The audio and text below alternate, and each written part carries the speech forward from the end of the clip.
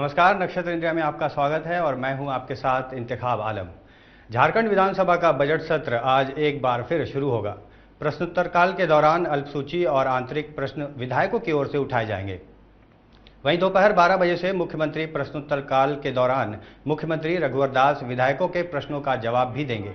वहीं सदन के सत्र प्रारंभ होने से पहले पूर्व मंत्री मन्नान मलिक का मामला भी बीजेपी विधायकों की ओर से उठाए जाने की संभावना है। दूसरी पाली में विभागीय बजट भी सदन के पटल पर प्रस्तुत किया जाएगा। सोमवार को झारखंड विधानसभा हंगामेदार होने की संभावना है।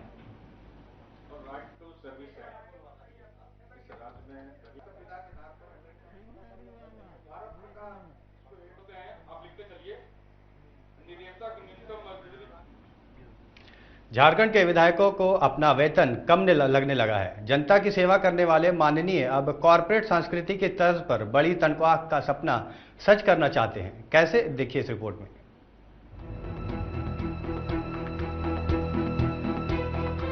झारखंड के माननीयों को जनता ने 30 करोड़ 30 लाख लोगों की चिंता करने के लिए विधानसभा में भेजा है, लेकिन हमारे माननीयों को अब जनता की कम और अपने परिवार की चिंता ज्यादा सताने लगी है। हमारे माननीयों को फिलहाल 1,40,000 से अधिक रुपए बतौर जनता की सेवा करने के लिए वेतन के रूप में मिलता है, लेकिन इतनी राशि भी हमारे कॉर्पोरेट संस्कृति के मुरीद हो चुके माननीयों को कम लग रही है। एक सम्मानजनक सैलरी हम लोगों को मिलनी चाहिए। एक पदाधिकारी को 3-3 लाख 5 लाख रुपए सैलरी बनता है, विधायक को कितना बनता है? और मात्र 60,000 रुपया क्या करेगा 60,000 में? हम लोग जो पुराने विधायक हैं उनको हो सकता है कि 1 लाख रुपया मिले, लेकिन जो नए विधायक को 60,000 रुपया। मैंने ये मांग किया कि बराबर होना चाहिए, सैलरी सबको समान रूप से मिले। कितनी होनी चाहिए? नहीं, जो सम्मानजनक सैलरी मिलनी चाहिए। विधायकों का मूल वेतन मान 60,000 रुपए है, जबकि 20,000 रुपए क्षेत्रीय भत्ते के रूप में उन्हें मिलता है। 3500 रुपए मेडिकल भत्ता है। फिल्म और अन्य मनोरंजन के लिए 1,000 रुपए और 15,000 रुपए अन्य भत्ते उन्हें मिलते हैं। मुख्यमंत्री, विधानसभा अध्यक्ष, विपक्ष के नेता और सभी मंत्रियों को विधायक से लगभग 15% वेतन अधिक मिलता है। हमारे माननीयों को प्रति वर्ष 3 लाख रुपए तक की यात्रा करने की भी छूट है। विधानसभा के अंदर कांग्रेस के विधायकों का विरोध करने वाले बीजेपी के विधायक इस मुद्दे पर उनका कदम से कदम मिलाकर साथ देते दिख रहे हैं। जरूरत तो है, मैं भी महसूस करता हूं, क्योंकि जितना खर्चा हो गया है और जिस प्रकार से हम लोग आते हैं यहाँ पे सदन में, रांची के अंदर या फिर क्षेत्र के अंदर बहुत से गरीब हैं, किसी की बेटी की शादी है, किसी का इलाज है, लोगों का संपर्क बढ़ गया, लोगों के चाय नाश्ते जितने भी प्रकार के भ्रमण बढ़ गया, हम लोग का खर्चा ज़्यादा हो गया, इसलिए निश्चित रूप से आवश्यकता तो महसूस होती है वैसे सदन जो निर्णय ले। वहीं विधायकों की इस मांग पर विधानसभा अध्यक्ष ने एक कमेटी का भी गठन कर दिया है, जो वेतन बढ़ोतरी की समीक्षा कर उनके लिए वेतन बढ़ाने का काम करने वाली है। और एक सदन की समिति बनाई जाए जो इन सब विषय को देखे, आप बात करके इसको अंतिम रूप देने का प्रयास करें। एक और जहां झारखंड की जनता गरीबी और कुपोषण में जी रही है, वहीं हमारे माननीय 3 लाख प्रतिमाह की कॉर्पोरेट वेतन की चाह रखते दिख रहे हैं। ऐसे में झारखंड का कितना भला होगा, ये तो आने वाला वक्त ही बताएगा। झारखंड के माननीयों को अपनी जनता से ज्यादा अपने वेतन वृद्धि और अपने विधायक निधि की चिंता है। भले ही झारखंड की समस्याओं का निराकरण नहीं हो, लेकिन उनके वेतन और उनके विधायक मद को बढ़ना ही चाहिए। कैमरामैन मंजीत के साथ अशोक कुमार, नक्षत्र न्यूज, रांची। जमशेदपुर में बीजेपी की सदस्यता अभियान की समीक्षात्मक बैठक के दौरान पोटका के बीजेपी कार्यकर्ताओं ने मुख्यमंत्री रघुवर दास के सामने जमकर हंगामा किया। ये कार्यकर्ता विधायक मेनका सरदार को कैबिनेट में जगह नहीं दिए जाने से नाराज थे। मेनका सरदार की अपील के बाद कार्यकर्ता शांत हुए और बैठक शुरू हुई। वहीं सीएम ने इस घटना को अशोभनीय बताया है और कहा है कि अनुशासित पार्टी के कार्यकर्ताओं का इस तरह प्रदर्शन निंदनीय है। साथ ही उन्होंने छोटा गोविंदपुर समेत 25 गांव में पेयजल योजना की वर्षों पुरानी मांग को एक सप्ताह के अंदर शुरू करने की बात कही। NH 33 के मरम्मत की भी घोषणा की गई। वहीं सीएम ने पार्टी के नेताओं और कार्यकर्ताओं को सदस्यता अभियान का लक्ष्य पूरा करने को कहा। बैठक में मंत्री सरयू राय और विधायक मेनका सहित कई नेता मौजूद थे। वहीं बैठक के बाद बागबेड़ा के बीजेपी के मंडल अध्यक्ष धनंजय उपाध्याय को पदमुक्त कर दिया गया। साथ ही 3 पार्टी पदाधिकारियों को शो कॉज जारी कर 5 दिनों के भीतर जवाब मांगा गया है। आप नहीं सुनते, राष्ट्रीय पार्टी आप दिल्ली जाते, प्रधानमंत्री से मिलते, राष्ट्रीय अध्यक्ष से मिलते, लेकिन इस तरह तुम भाव वाले साथ को तो मेरे साथ को मंत्री या वो बड़े देख नहीं सकता, मैं कार्यकर्ता को नहीं जानता, ये मैं अवसर उधर सीएम के सामने बीजेपी कार्यकर्ताओं ने हंगामे को खाद्य आपूर्ति मंत्री सरयू राय ने गलत परंपरा बताया। साथ ही उन्होंने हेमंत सोरेन पर निशाना साधते हुए कहा कि हेमंत सोरेन की सरकार में धोती, साड़ी और लुंगी की योजना घटिया किस्म के कपड़ों का वितरण हुआ है। उन्होंने कहा है कि जल्द एपीएल और बीपीएल कार्ड खत्म होंगे और सभी को समान अनाज मिलेगा। मंत्री ने यह भी कहा कि केरोसिन तेल हॉकरों को अब 1400 लीटर तेल प्रति माह मिलेगा। पता नहीं किसी के मन में बात आई होगी तो लोकतंत्र है, अपनी बात को कहने का सबको अधिकार है। मुख्यमंत्री ने भी कहा कि पार्टी के ऊपर फोरम बना हुआ है हर बात को कहने के लिए और सही तरीके से कहना चाहिए। मेनका जी तो बहुत अच्छी तरह विधानसभा में भी सहयोग कर रही हैं, क्षेत्र में भी कर रही हैं। वो अपने तय उन्होंने कई बार कहा भी है कि कोई नाराजगी हमको नहीं है, मगर अब उनके बदले में कोई दूसरा नाराज होता है तो ये मुझे नहीं लगता है कि बहुत प्रासंगिक है। वस्त्र के रूप में पिछली सरकार ने धोती, लुंगी, साड़ी का वितरण किया था।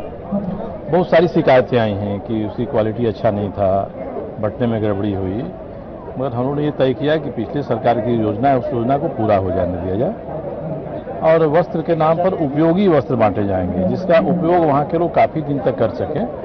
मच्छरदानी और भी कोई उपयोगी वस्त्र हो सकता है तो उसका वितरण किया जाएगा। अभी तक केवल चावल बंटता रहा है, अब चावल के साथ दाल भी बांटी जाएगी अगले साल से, इस साल से। और चीनी का भी टेंडर हो गया है। चाय पत्ती को बांटने पर भी विचार हो रहा है, उसको देख लेना होगा किस तरह से उसको बांटा जा सकता है। एपीएल बीपीएल का सवाल खत्म हो जाएगा। शहरी इलाके के 60% से अधिक लोग और ग्रामीण इलाके में 86% लोगों को सस्ते दर का अनाज मिलेगा। जिनको अंत्योदय में 35 किलो मिलता है उनको पूर्वत मिलेगा। बाकी लोगों को एक परिवार में सदस्य के अनुसार प्रति सदस्य 5 किलो मिलेगा। किसी घर में अगर 4 सदस्य है तो 20 किलो मिलेगा, 6 है तो 30 किलो मिलेगा। तो ये खाद्य सुरक्षा अधिनियम को लागू करने की दिशा में हम लोग बढ़ रहे हैं। इसकी राशन तेल में हॉकर को मिलता है, कुछ पीडीएस की दुकान से भी बढ़ता है। तो भारत सरकार से थोड़ा कोटा बढ़ाने के लिए ये लोग बजट सेशन के बाद कहेंगे और बिहार और छत्तीसगढ़ दोनों के यहाँ क्या कैसे हो रहा है उसकी जांच के लिए अधिकारियों का एक दल जा रहा है, दोनों ही जगह जाएगा और दोनों को मिलाकर उससे बेहतर कोई व्यवस्था कायम हो जाए ये कोशिश की जाएगी। दोनों जगह जो हो रहा है उतना तो कम से कम किया जाए। खबरों में रुकेंगे एक छोटे से ब्रेक के लिए, बने रहिए हमारे साथ।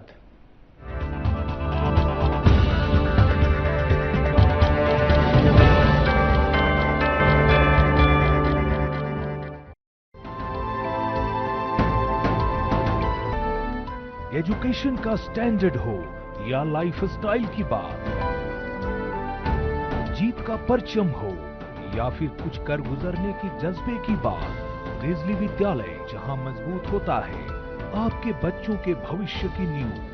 खेल के मैदान, अत्याधुनिक हॉस्टल और क्लासरूम आपके बच्चों को देते हैं नॉलेज पाने का पूरा मौका। सीबीएसई से मान्यता प्राप्त इंग्लिश मीडियम स्कूल ग्रिजली विद्यालय, शिक्षा जगत का एक जाना फरखा नाम जहां आपके बच्चों को मिलती है संपूर्ण शिक्षा। संपर्क करें ग्रिजली विद्यालय, तिलैया डैम, जिला कोडरमा, झारखंड। हमारा वेबसाइट है www.grizzlyvidyalay.com। स्पेशल क्लासेस चलाते हैं, अलग से टीचर्स हैं। अगर कोई बच्चा थोड़ा सा पीछे चल रहा है तो उसको दूसरों के बराबर लाने के लिए ये देते हैं। इसके अलावा हम लोग हम लोग शहर से दूर हैं, कोचिंग की कोई फैसिलिटी नहीं है, तो इवनिंग में हम लोग फिर से बच्चों की इवनिंग क्लासेस चलाते हैं और उसमें सारे बच्चों को फिर से टीचिंग की जाती है और जिन बच्चों को जिस सब्जेक्ट में कमजोरी है उसके लिए हम स्पेशल ध्यान देते हैं। इसके अलावा जो बहुत टैलेंटेड बच्चे हैं जो डिप्राइव्ड हैं या उनको हम अलग से कोई कोचिंग नहीं दे पा रहे हैं, उनके लिए हम special free of cost special teachers हमारे कोच करते हैं उनको। और यही वजह है कि हम पिछले 4 सालों से टॉपर्स भी दे रहे हैं। और आपको जान के खुशी होगी कि पिछले साल हमारे 4 बच्चों ने NIT क्वालिफाई किया बिना किसी एक्सटर्नल कोचिंग के।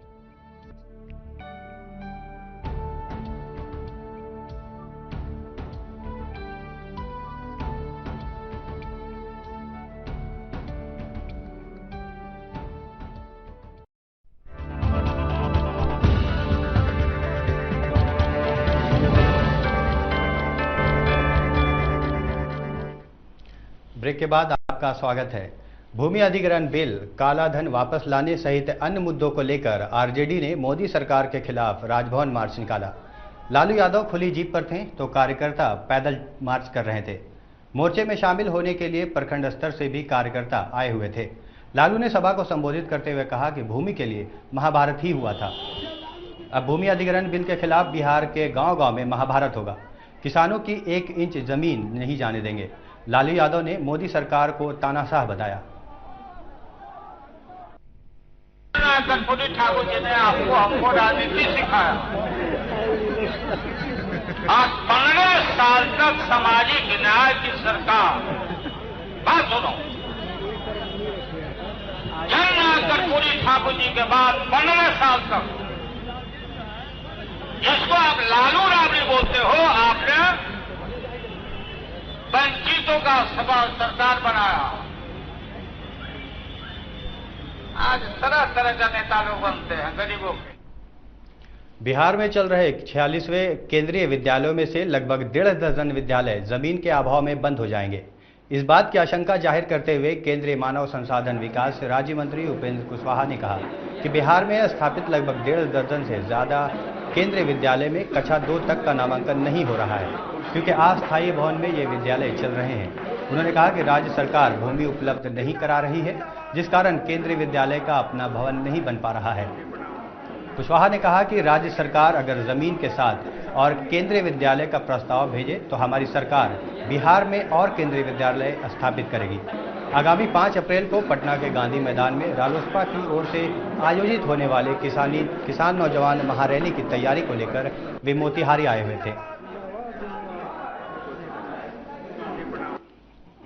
हम तो राज्य सरकार से कहना चाहते हैं कि इसके अतिरिक्त और भी कहीं आवश्यकता महसूस हो, जो नॉर्म्स हमारा है उसके तहत, तो जमीन की उपलब्धता के साथ बिहार की सरकार हमको प्रस्ताव दे। हम और जगह भी केंद्रीय विद्यालय इस राज्य में खोल देंगे, हम आश्वस्त करते हैं इनको, लेकिन हमको प्रस्ताव जमीन की उपलब्धता के साथ दे। उधर नालंदा में ग्रामीण व संसदीय कार्य मंत्री श्रवण कुमार ने मुख्यमंत्री ग्राम सड़क योजना के तहत 2 सड़कों का उद्घाटन और प्रधानमंत्री ग्राम सड़क योजना के तहत 4 सड़कों का शिलान्यास किया है। इस योजना में कुल 8 करोड़ रुपए खर्च किए जाएंगे, जिसमें अब तक लगभग 4 करोड़ रुपए खर्च किए जा चुके हैं। मौके पर मंत्री श्रवण कुमार ने कहा कि बिहार सरकार के मुखिया नीतीश कुमार का सपना है कि 500 आबादी वाले गाँव को पक्की सड़क से जल्द जोड़ा जाएगा। उन्होंने कहा कि अगर भारत सरकार सड़कों की बकाया राशि का भुगतान कर दे तो बिहार में सड़कों का जाल बिछ जाएगा। फिलहाल राज्य सरकार अपने पद से 5000 सड़क का निर्माण कार्य पूरा करवा चुकी है और आने वाले समय में 5000 सड़क का निर्माण कराएगी।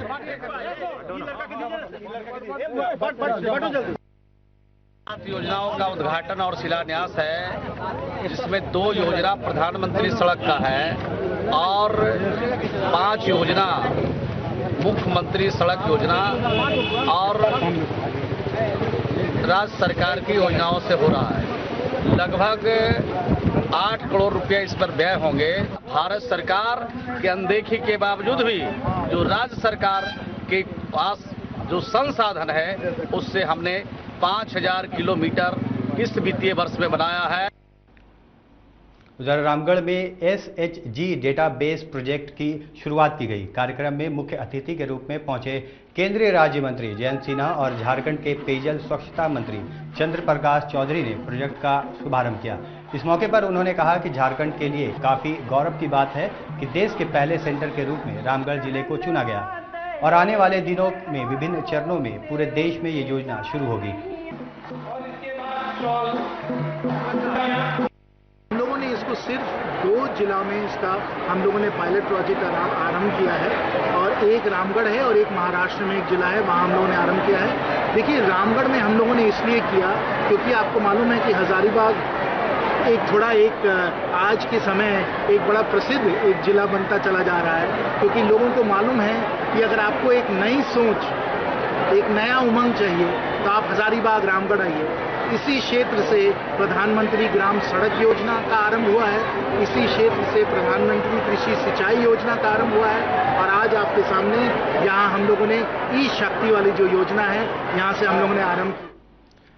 चांडिल स्वर्ण रेखा बहुउद्देशीय परियोजना के तहत थान बना चांडिल बांध में मुंबई से आई गहराई मापने वाली टीम बोट के माध्यम से पानी के अंदर ट्रांसमीटर डालकर डैम की गहराई मापने का काम कर रही है। देखिए इस रिपोर्ट में। यह चांडिल का मशहूर डैम, जहां का नजारा मन मोह लेता है, और इस डैम की गहराई को मापने के लिए record unit echo sound electronic उपकरण के माध्यम से 22 हेक्टेयर डैम में जलस्तर की गहराई की मापी की जा रही है। कई दिनों से चांडिल जलाशय में रोजाना 40 से 50 किलोमीटर की दूरी तय कर जलस्तर को मापे जाने की कार्रवाई हो रही है। हम बम्बई से आए हैं और यहाँ जो जल का मापी जो गहराई है कितना है वो सब यहाँ मापी हो रहा है। सुबह 7 बजे चले जाते हैं और पूरा पानी में चला जाते हैं। जो पानी और घास जो मापी करता है पूरा क्षेत्र जितना भी पानी का क्षेत्र है वो लोग मापी करते हैं लोग। चांडिल डैम का निर्माण 1979-1980 के बीच शुरू हुआ था और डैम पूरी तरह से 2008 में बनकर तैयार हुआ।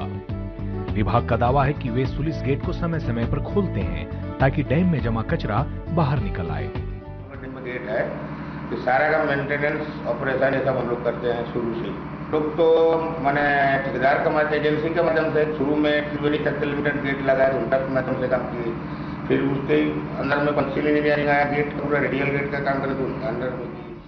चांडिल डैम अपने आप में एक अनोखा डैम है, क्योंकि लोग यहाँ आकर न केवल कुदरत के नजारे का आनंद उठाते हैं, बल्कि यह डैम सिंचाई का भी एक बेहतरीन माध्यम है। विजय गोप, नक्षत्र न्यूज, चांडिल। खबरों में एक और छोटे से ब्रेक के लिए रुकेंगे, बने रहिए नक्षत्र न्यूज के साथ।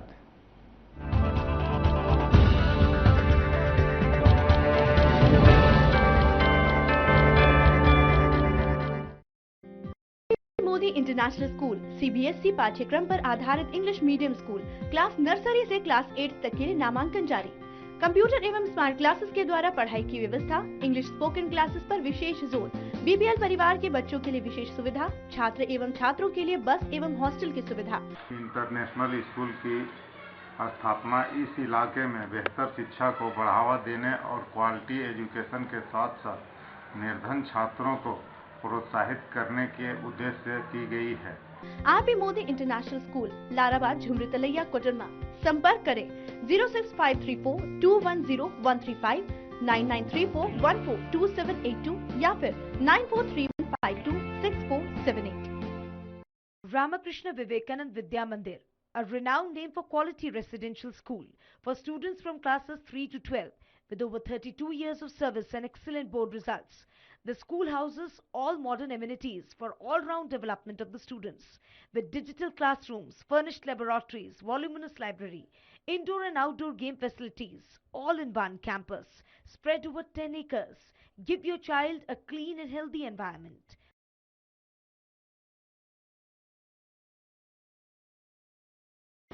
झारखंड में जारी है अवैध वसूली का खेल।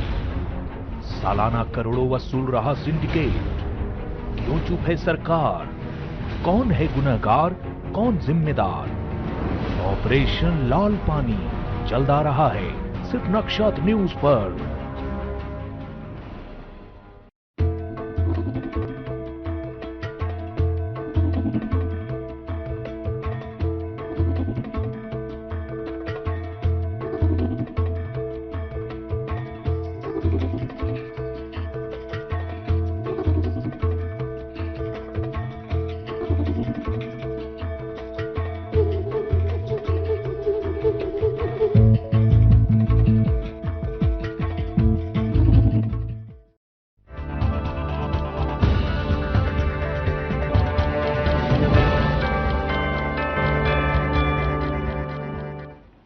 ब्रेक के बाद आपका स्वागत है। झारखंड के पूर्व मंत्री और कांग्रेस नेता मन्नान मलिक पर लगे छेड़छाड़ का मामला तूल पकड़ रहा है। मामले में पूर्व मंत्री के नाती शमशेर को पुलिस ने गिरफ्तार कर लिया है। फिलहाल आरोपी से पुलिस पूछताछ कर रही है। शमशेर पर पीड़ित का शारीरिक शोषण करने का आरोप है। वहीं पूर्व मंत्री मन्नान मलिक पर 13 वर्षीय बच्ची ने छेड़खानी, मारपीट और बाल मजदूरी कराने का आरोप लगाया है। पुलिस ने बच्ची का बयान लेने के बाद POCSO act, juvenile justice act और ह्यूमन ट्रैफिकिंग के तहत रोंडा थाना में प्राथमिकी दर्ज की है। पुलिस मामले की जांच में जुट गई है।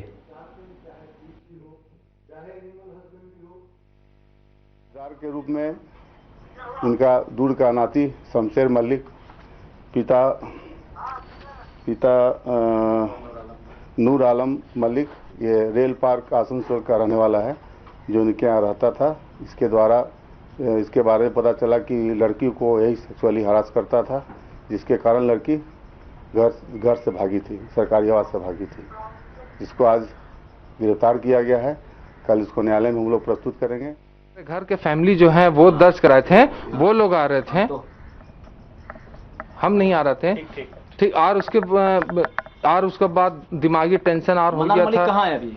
वो यहाँ से रांची से बाहर है। बता नहीं सकते कहाँ है, लेकिन रांची से बाहर है। कौन लाया था यहाँ पर लड़की को काम कराने के लिए? वो मेरे नानी लेकर के आई थी। कितना रुपए में दिए थे उसके? पैसा कितना दिए थे माँ बाप को? माँ बाप को पैसा मतलब महीना? महीना का मालूम नहीं, महीना कितना मिलता था, 2000 या 2500 3000 मिलता। आप क्या करते थे मन्नान मलिक के घर में? हम कुछ नहीं, मतलब काम ही के तलाश में थे, मतलब देखभाल घर ही के। उधर रांची के बड़े व्यवसायी रमेश खेपका के घर में काम कर रही नौकरानी ने मारपीट का मामला बरियातू थाने में दर्ज कराया है। पीड़ित महिला ने पुलिस को बयान दिया है कि पिछले 25 साल से घर में काम कर रही थी, लेकिन बेटी की शादी के लिए पैसे मांगने पर घर के लोगों ने मारपीट की, साथ ही जाति सूचक टिप्पणी की गई। घटना के बाद बरियातू के आसपास की स्थानीय महिलाएं बड़ी संख्या में थाना पहुंची और आरोपी की गिरफ्तारी की मांग करने लगी, जिसके बाद पुलिस ने मामले में कार्रवाई करते हुए आरोपी के घर पहुंचकर कुछ लोगों को हिरासत में लिया है।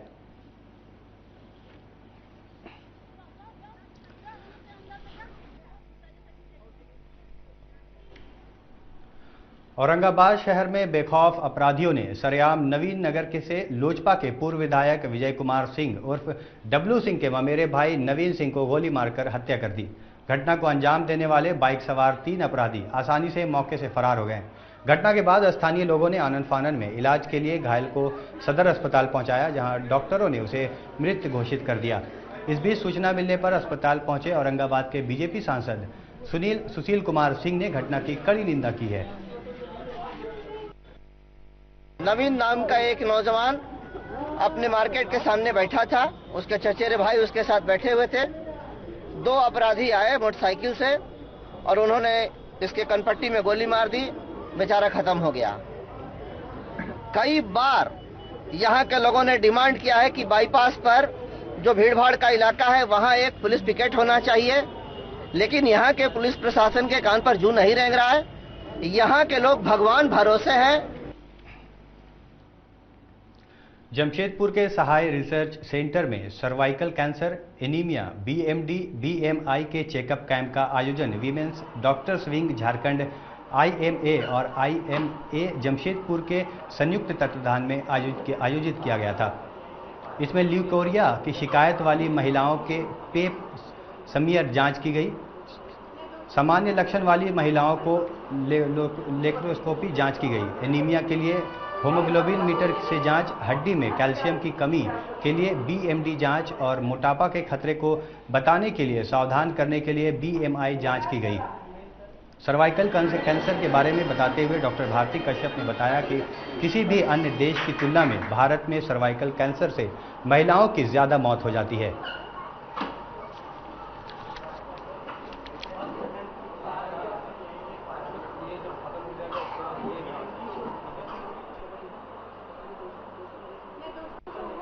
हम माननीय मंत्री श्रीमती लुइस मरांडी के साथ संथाल के हर जिले में महिला स्वास्थ्य शिविर लगाएंगे, क्योंकि हमारे देश में सबसे ज़्यादा महिलाओं की जो मौत होती है प्रतिवर्ष वह है सर्वाइकल कैंसर से। 72,000 महिलाएं हर वर्ष सर्वाइकल कैंसर की वजह से मौत के मुंह में चली जाती हैं।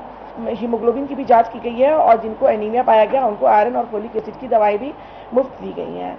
इसके अलावा जो भी महिलाओं का वजन ज़्यादा है उन लोगों को BMI टेस्ट करके उनको हम लोगों ने सलाह दी है कि वजन को 18.5 और 25 के बीच में BMI को रखें, क्योंकि ज़्यादा BMI होने से हृदय रोग, मधुमेह और स्ट्रोक का भी खतरा होता है। और उधर बॉलीवुड अभिनेता सैफ अली खान एक बार फिर विवादों में फंसते नजर आ रहे हैं। चर्चा है कि सरकार फिल्म अभिनेता सैफ अली खान से पद्मश्री सम्मान वापस लेने पर चर्चा कर रही है। केंद्रीय गृह मंत्रालय ने मुंबई पुलिस से सैफ के एक रेस्टोरेंट में कथित हाथापाई के मामले में जल्द रिपोर्ट देने को कहा है। अभिनेता सैफ अली खान पर मारपीट का एक केस दर्ज है। एक RTI कार्यकर्ता ने सैफ अली के खिलाफ आरोप तय होने के बाद उनसे पद्मश्री पुरस्कार वापस लेने की मांग की थी। माना जा रहा है कि इसके बाद सरकार सैफ अली खान से पद्मश्री पुरस्कार वापस लेने पर विचार कर सकती है। एक RTI कार्यकर्ता की शिकायत के बाद गृह मंत्रालय की ओर से ये रिपोर्ट मांगी गई है। RTI का जवाब देते हुए गृह मंत्रालय ने कहा है कि उनकी तरफ से मामले को लेकर मुंबई पुलिस से रिपोर्ट मांगी गई है। गौरतलब है कि सैफ करीना के साथ मुंबई के एक 5 स्टार होटल में डिनर के लिए गए थे। तभी पास के टेबल में बैठे कुछ लोगों के साथ उनकी बहस हो गई और बात इतनी बढ़ गई कि सैफ हाथापाई पर उतर आए। अभी घटना सैफ के लिए बड़ी मुश्किल खड़ी कर सकती है।